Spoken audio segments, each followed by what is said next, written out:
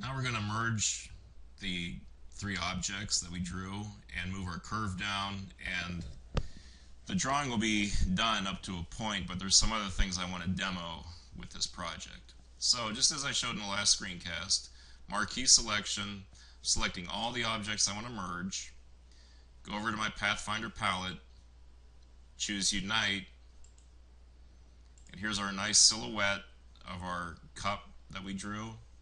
Select the curve that we saved, and it'll fit perfectly there. So there's an extremely simple drawing of a cup that we can, I'll demo this in the later screencast of how to apply some interesting brush strokes to it to make it look better. So this is not done. I mean, this is not something that you would turn in as a project. But before I move on, let me move the curve back up here.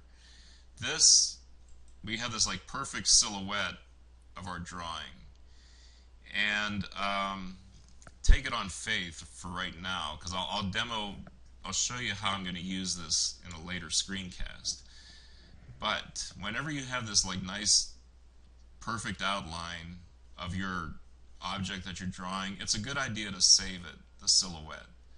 It comes in really handy to use as like for a background and so on. So here's save the entire layer.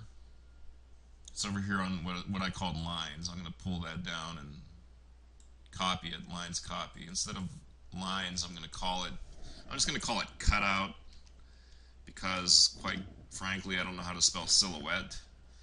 So now I got this cutout layer.